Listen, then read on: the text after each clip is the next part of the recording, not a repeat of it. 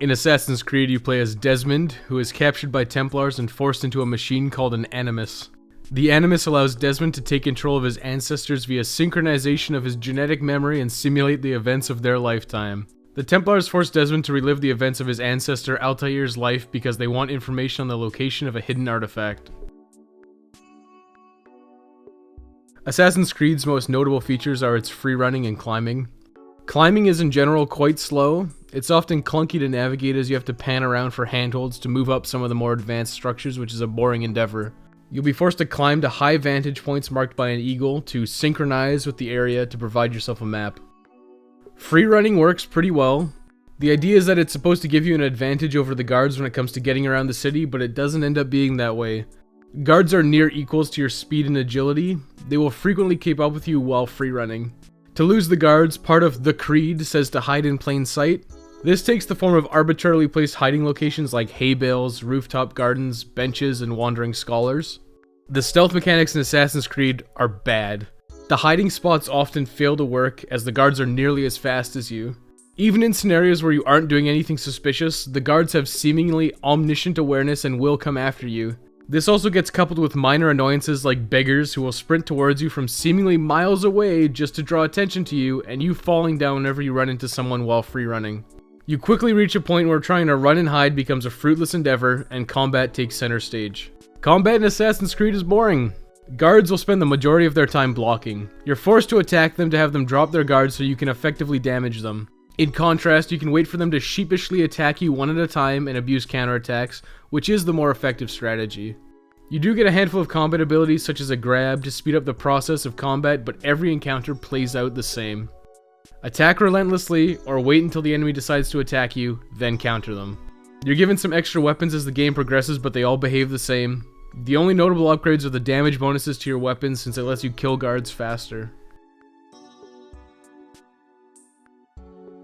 Assassin's Creed is pretty standard in terms of graphics and sound.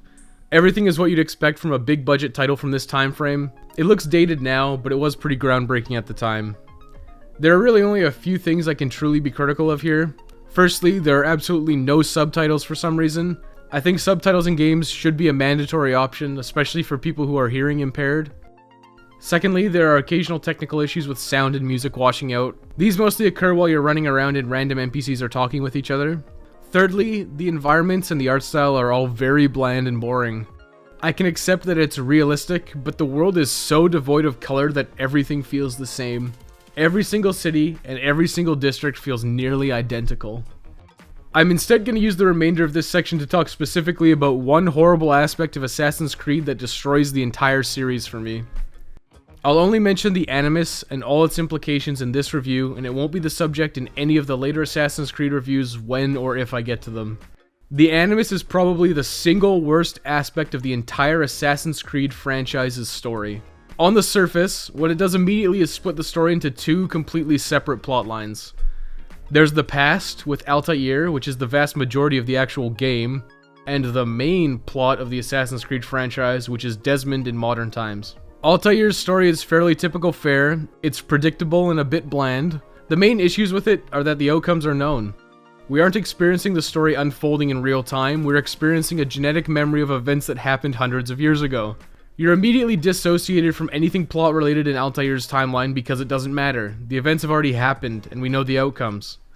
What matters is what's happening in Desmond's plot. This has terrible implications because the game is absolutely dominated in playtime by Altair.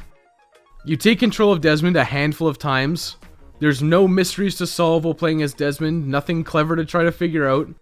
The most exciting thing that happens while playing as Desmond is you get told to go to bed, then go back into the Animus after a short cutscene. You're given a little bit of exposition, but it's so minor until the very end of the game, and even then, nothing gets resolved in the slightest. Just playing as Altair would have been enough for the game and set up for the rest of the series, and if the Desmond sections were completely cut out, nothing of value would be lost from the experience.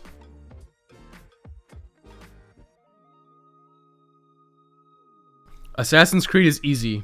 There are a few sections which I was forced to repeat due to clumsy stealth mechanics. These are mostly the pre-assassination recon missions which forced me to have to sit through the same unskippable dialogue for another attempt at it. The only issue someone will have in Assassin's Creed is learning the timing for counters. Once you do, you become completely unstoppable.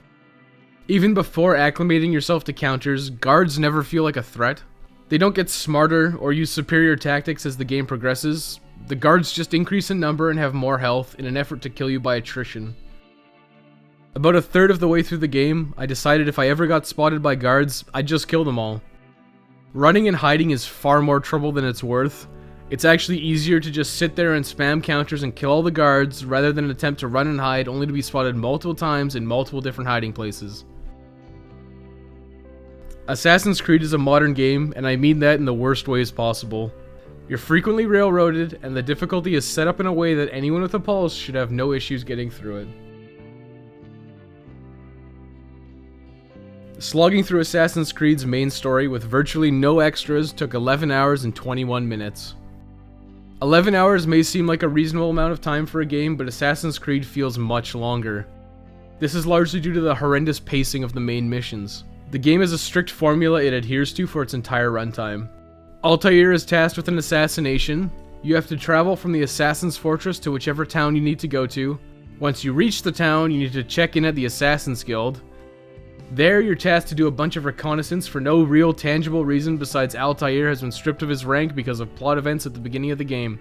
You do the 3 recon missions, then you return to the Assassin's Guild, repeat everything you've been told from the various informants you've met, and then you finally initiate the assassination mission.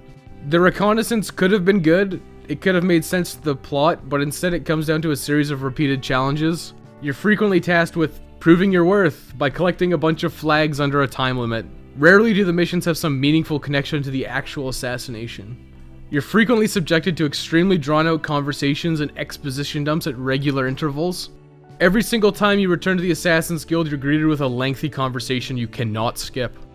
This also applies to every time you're given a rank up at the headquarters, which unlocks new gear or abilities. You're subjected to drawn-out exposition and forced tutorial fights that are unskippable. It becomes a hassle after the first time it happens, and it continues until you reach the end of the game. The actual assassination missions are 100% scripted set pieces. You have zero leeway in how the assassination takes place. You're forced to watch idly by as your target walks a few feet in front of you, completely exposed, and then leaves to whatever fortified position the game has decided they're going, to wait for you to come for them. This is beyond irritating. It's insulting. The worst part is, the actual assassination targets and the set pieces associated with them are all completely forgettable. Off the top of my head, I can't recall a single one without looking back at the recorded footage. Despite Assassin's Creed being a hugely successful franchise, it's actually really dull and uninspired. There are some interesting technical aspects that were decent at its original launch, but they're all grossly outweighed by the numerous flaws. Assassin's Creed is a waste of your valuable time. Every single aspect of Assassin's Creed is absolutely mediocre at best. Completely foregoing the contrived science fiction element with the Animus, the single thing that destroys Assassin's Creed is its atrocious pacing. Being unable to skip cutscenes rife with needlessly long and repeated dialogue, and being forced to re-listen to dialogue if you fail a mission is a brutal experience. It would be fine if there were redeeming qualities in the combat or free running was quick and fun, but it's all so boring and so poorly paced. Assassin's Creed gets recommended playing's most disgraceful verdict of not recommended. For there can be no true peace without order, and order requires authority. You speak in circles, Master.